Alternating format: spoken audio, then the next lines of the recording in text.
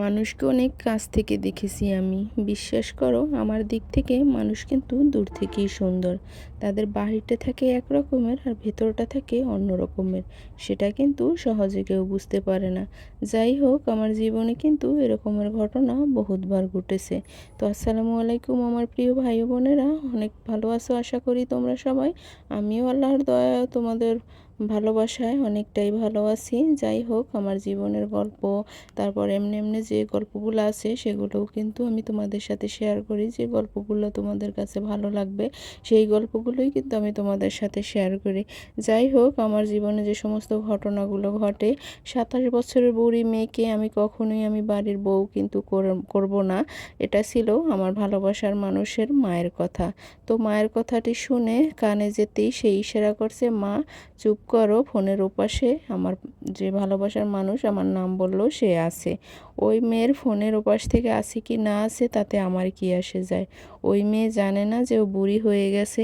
তোর পাশে দাঁড়ালে ওকে তোর মায়ের মতো মনে হবে। সেই মেয়ে কোন সাহসে তোর বউ হতে চায়? আবার বলছে আমাদের বোঝাতে। কি বুঝবো আমরা? শাওনের মা উচ্চস্বরে কথাগুলো বলে উঠল। শাওন হতভম্ব হয়ে যায়। শাওনের মা পুনরায় কঠিন গলায় বলে, ওই মেয়ে ঠিক সময় বিয়ে করলে এতদিনে 3-4টে বাচ্চা থাকতো। হয়তো মেয়ের সাথে তোর বিয়ে হওয়ার মতো উপযুক্ত হতো। সেই মেয়ে চায় তোর বউ হতে। কোনোদিনও সেটা সম্ভব না। ও মনে করে তোর সাথে বিয়ের উপযুক্ত, কিন্তু আমরা সেটা মনে করি না। ওর বয়স দেখেছিস? যাই হোক, আমি কখনোই কোনোদিনও মেয়ে নেব না, যাকে আমি আমার বাড়ির কাজের লোক হিসেবেও রাখবো না।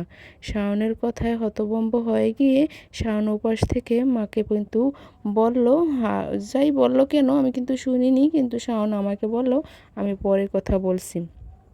শাওন ফোন কেটে দিল। মায়া এপাশ থেকে হাউমাউ করে কেঁদে উঠল। তাদের 9 বছরের ভালোবাসার সম্পর্ক। আজ যখন শাওন প্রতিষ্ঠিত হলো, তখন তার বাবা মা মায়াকে বউ হিসেবে কিন্তু মানতে রাজি নয়। কেন? তার বয়স বেশি। অথচ সেই 20 বছর বয়স থেকেই তার জন্য ভালো ভালো পাত্র এসেও কিন্তু ফিরে গেছে। সেটা শুধু ওই শাওনের জন্য। বাবা মা তাকে বিয়ে দেওয়ার জন্য উঠে পড়ে লেগেছে, কিন্তু তাও কিন্তু সে বাহানা ধরে সমস্ত পাত্রগুলো রিজেক্ট করে দিয়েছে। শুধু কার জন্য? শুধু শাওনের জন্য। এত কিছু করলো তার জন্য। আজ তার পরিবার বলছে তার বয়স বেশি। সেই বয়স বেশিটা হওয়ার কারণ ছিল কিন্তু শাওন। বয়স তো আর ধরে রাখা যায় না। কিন্তু যাই হোক, অপেক্ষা করতে করতে তার বয়সটা কিন্তু অনেকটা দূর চলে গেছে।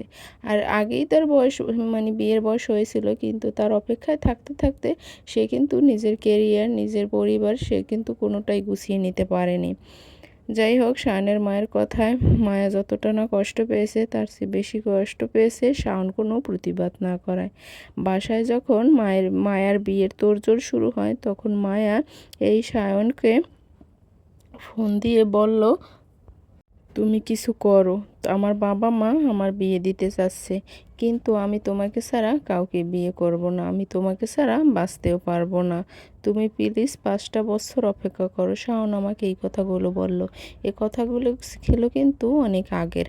আমি পড়ালেখাটা শেষ করে প্রতিষ্ঠিত হই, তারপর আমরা বিয়ে করব। শাওন সেদিন মায়ের কাছ থেকে সময় চায়।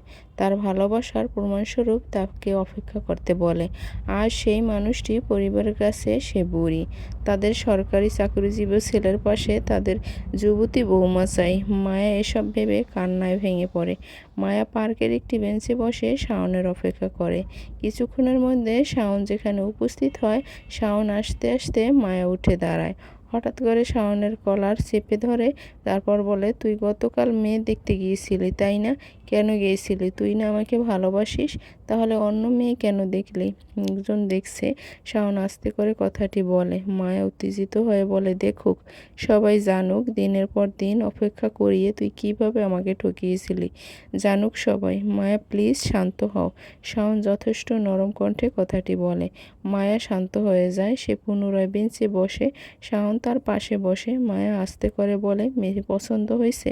শাওন জবাব দেয়, না। মায়া তার মুখের দিকে তাকিয়ে আছে। মায়া পুনরায় জিজ্ঞেস করে, মেয়েটাকে কি রিজেক্ট করেছো? শাওন আমতো আমতো করে দেখে যে মায়া স্পষ্ট ভাষায় বলে, আসলে নকল বাদ দিয়ে স্পষ্টভাবে বলো, মেয়েটাকে কি রিজেক্ট করছো? না, আমার পরিবার মেয়েটাকে খুব পছন্দ করছে। তাহলে কেন আমার সাথে আমতো আমতো করে কথা বলছো? তুমি তো আমার সাথে খোলাখুলিভাবে বলতে পারো, কারণ মেয়েটাকে তোমারও পছন্দ হয়েছে। আমি অনেক চেষ্টা করছিলাম, কিন্তু তাদের আমি আটকাতে পারিনি। তারা মেয়েটাকে আংটিও পরিয়ে দেয়। তাই নাকি? সত্যি চেষ্টা করেছিলে? মায়া জিজ্ঞাসাতে দৃষ্টিতে তাকায় মায়ার দিকে শাওনের। শাওন মাথা নত করে বসে আছে। মায়া চোখ মুখে পা মুছে তারপর শান্ত গলায় বলে, তুমি চেষ্টা করনি শাওন। যদি তুমি চেষ্টা করতে তাহলে মেয়েটাকে রিজেক্ট করতে, যেভাবে আমি তোমার জন্য শত শত পাত্র রিজেক্ট করেছিলাম। আমার বয়স 18-19 যখন হয়েছিল তখন কিন্তু আমার বাবা মা বিয়ের জন্য হতভম্বভাবে চেষ্টা করেছিল, পাত্রও এসেছিল, কিন্তু আমার কারণে সেটা সম্ভব হয়নি। আর তুমিও যদি এই সময় তাদেরকে না বলে দিতে, তাহলে তুমিও কিন্তু সেই পাত্রীটাকে রিজেক্ট করেই দিতে পারতে। যাই হোক মায়া, আমি শাওনকে থামিয়ে দেই। মায়া বলল, তারপর বলো, তোমাকে কিছু আর বলতে হবে না, আমি বুঝেছি। তুমি মনে মনে করো যে 28-29 বছরের একটা মেয়েকে আমার পাশে কিন্তু বেমানান, আমাকে তোমার পাশে বড্ড বয়স্ক দেখাবে, তাই না? মায়া, আমি তোমাকে সত্যি ভালোবাসি। শাওনের ওই কথা শুনে মায়া কিন্তু হাসে। তারপর বলে, যদি সত্যিই ভালোবাসতে তাহলে যুবতী সুন্দরী মেয়ে দেখতে যে গলে যেতে না, তার সাথে বিয়েও ঠিক করে আসতে না। তুমি আমাকে ভুল বুঝছো। আমার বাবা মাকে অনেক বোঝানোর চেষ্টা করছি, কিন্তু পারিনি। শাওনের এই কথায় মায়া একটি দীর্ঘশ্বাস ফেলে। তারপর বলে, পুরুষের শূন্য পকেটে যে নারী পাশে থাকে সে কখনো বেইমান হয় না। আর শূন্য পকেটে পাশে থাকা নারীটিকে যে পুরুষ সফল সময়ে সঙ্গী বানায়, সেই পুরুষের ভালোবাসা কখনো মিথ্যে হয় না। শাওন অবাক হয়ে মায়ার দিকে তাকায়। মায়া বলে, বেকারত্বের দোহাই দিয়ে বলেছিলে আমাকে 5টা বছর সময় দাও, দিলাম। তারপর বললে আমাকে আরও একটু সময় দাও, দিলাম। অবশেষে আজ আমার বয়স 29, আমার নয় সম্পর্কের বছরের অনেক বছর হয়েছে। তোমার কাছ থেকে 9টা বছর আমি কখনো কিছুই চাইনি, শুধু চেয়েছি একটু সময়, তুমি আমাকে বিয়ে করো। কিন্তু তুমি আমার কাছ থেকে চেয়েছে তুমি প্রতিষ্ঠিত হও, কিন্তু প্রতিষ্ঠিত হওয়ার পর তুমি আমাকে আর চিনলেই না। মায়ার এই কথাগুলো শুনে শাওন কিন্তু নিশ্চুপ হয়ে বসে আছে, কারণ তার কোনো কথা বলার ভাষা নেই। মায়া করুণ চোখে তার দিকে তাকিয়ে থাকে। তারপর বলে, গ্রামে একটা কথা আছে, নারীরা কুড়িতে হয় বুড়ি। কথাটা কিন্তু আসলেই সত্য। আজ আমি বুঝতে পারছি, কারণ 27, 28, 29 বছরের একটা স্টুডেন্ট ছেলে, বই কেনার টাকা নেই, টিউশনি করে চলে, অসহায়ে পড়ছে, বাবা মায়ের কাছ থেকে বারবার টাকা চাইতে সমস্যা হচ্ছে। সেই সময় তোমাকে আমি মানসিক সাপোর্ট, পাশাপাশি আর্থিক সাপোর্টও করেছি, সেটা কিন্তু তুমি ভুলে গিয়েছো। এখন তুমি মনে করো আমি তোমাকে খোটা দিছি? না, খোটা দেইনি। তোমার জীবনের প্রতিটা পদক্ষেপে আমি তোমার সঙ্গ ছিলাম আর সঙ্গী ছিলাম। কিন্তু তোমার কাছে যেসব কিছু ফিকে লাগে আর আমার কাছে সেটা বাস্তব লাগে। তাহলে আমার বয়স কেন 29? 27 বছর, 28 বছর, এখন বিয়ে করলে বাচ্চা হবে না। মুখের বয়সের ছাপ স্পষ্ট বুড়ি লাগছে। সরকারি চাকুরিজীবী তোমার পাশে আমাকে এখন বেমানান লাগছে, তাই না? তোমার সাথে 18 বছরের যুবতীই মানানসই, অথচ তোমার অপেক্ষায় যুবতী থেকে আমি কিন্তু বুড়ি হয়েছি। তোমাকে ভালোবেসে সব পাত্রকে রিজেক্টও করেছি। আমি কী রকমের ছিলাম 27-28 বছর পর, আর 27-28 বছর আগের সেই 18-19 বছরে আমার চেহারা কী রকমের ছিল, এই সব কিছু তোমার কাছে মিথ্যে। শুধুমাত্র বয়সটাই যে আমার 28। মায়ের কথাগুলো শুনে নিশ্চুপ হয়ে শোনা ছাড়া শাওনের আর কিছুই করার নেই। তাই সে চুপ করে বসে আছে। মায়া পুনরায় আবার বলল, আচ্ছা, তোমরা প্রেম করার সময় তোমাদের পরিবার কোথায় থাকে? তখন তোমরা অনাথ থাকো না? যখন বিয়ের কথা ওঠে তখনই তোমাদের পরিবার এসে উপস্থিত হয়। তারা মানছে না বলে বিয়ে করতে পারছো না, অথচ প্রেমের সময় ঠিকই বাবা মা ছাড়া করতে পারছো। তখন বাঁধেনি? বিয়ের কথার প্রতিশ্রুতি দিয়ে মুখে মুখে বাঁধেনি? আজ বাজছে বাবা মা চাইছে না বলে বিয়ে করতে পারছো না, তাই না? মায়ের কথাগুলো শুনে খুবই রাগান্বিত কণ্ঠে বলে, শাওন, শাওন বলে চুপচাপ কথাগুলো শুনে মায়া কিন্তু আবার উত্তেজিত হয়ে গেল। মায়ের সাথে সে কিন্তু উত্তেজিত সুরেই কথা বলল। সে যে এতক্ষণ যে তার কথাগুলো হজম করছে সেটা তার হজম করার শক্তি হারিয়ে ফেলছে, কারণ সে তো অন্য একজন মেয়েকে বিয়ে করার প্রতিশ্রুতি দিয়ে এসেছে আর মনে মনে তাকে পছন্দও করেছে। তার জন্য মায়ের কথাগুলো এখন তার কাছে তিক্ত মনে হচ্ছে। মায়া শুধু তারপর উচ্চস্বরে একটা কথাই বলল, আমাকে ঠকিয়েছো তুমি, তুমি কখনোই সুখী হবে না, কখনোই না, তোমার মতো প্রতারক ভালো থাকবে না কখনো, কখনোই না। কথাগুলো বলে মায়া ছুটে সেখান থেকে চলে যায়। শাওন তার চলে যাওয়ার এক দৃষ্টিতে দেখে। মায়া সেখান থেকে বাড়ি অবধি কান্না করতে করতে আসে।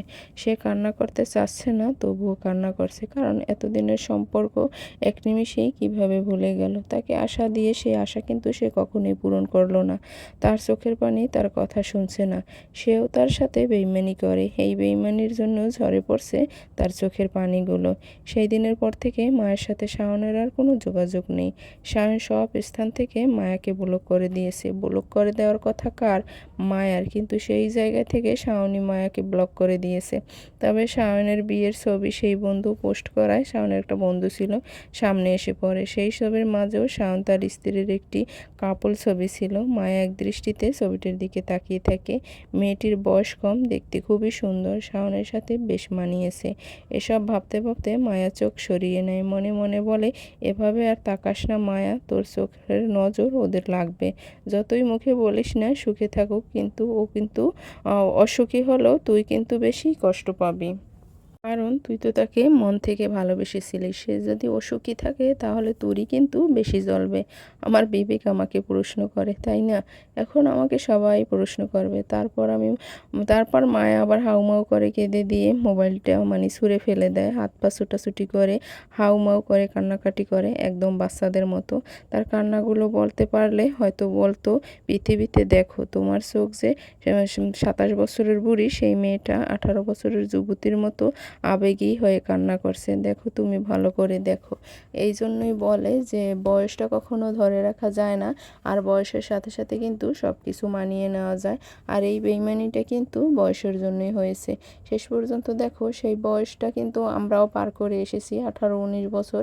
কিন্তু তখন যদি বিয়েটা মায়া করে ফেলতো তাহলে তো ঠকানো হতো ছেলেটাকে, কিন্তু সে তো ছেলেটাকে না ঠকিয়ে তার আশায় রয়ে গেল, কিন্তু বিনিময়ে কি হলো, তার সব কিছুই হারিয়ে গেল। এখন যে সে একজন ভালো সুদর্শন ছেলে পাবে সেটাও কিন্তু কখনো সম্ভব না, কারণ একটা জিনিসই উঠে আসবে, মেয়েটার বয়স বেশি।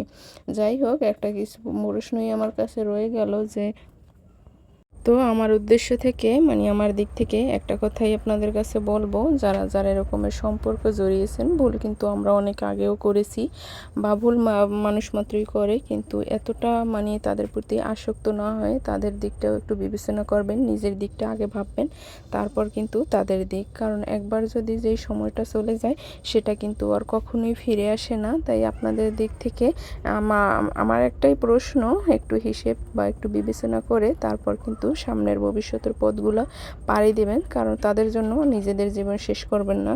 আর নিজেদের জীবনটাই হলো একমাত্র আসল জীবন, যেখানে আছে কারণ আপনার ভবিষ্যৎ, কারণ আমরা মেয়ে, কারণ আমরা চাইলেই কিন্তু সব কিছু করতে পারবো না, আমাদের অনেকেই ঠকিয়ে যাবে। আর আমরা কিন্তু কাউকে ঠকানোর মন মানসিকতা আমাদের মেয়েদের নেই, কারণ আমরা সেটা বুঝিই না। কিছু কিছু মেয়ের আছে সারা জীবন কিন্তু চোখের পানি ফেলে ফেলেই তাদের জীবন শেষ হয়ে যায়।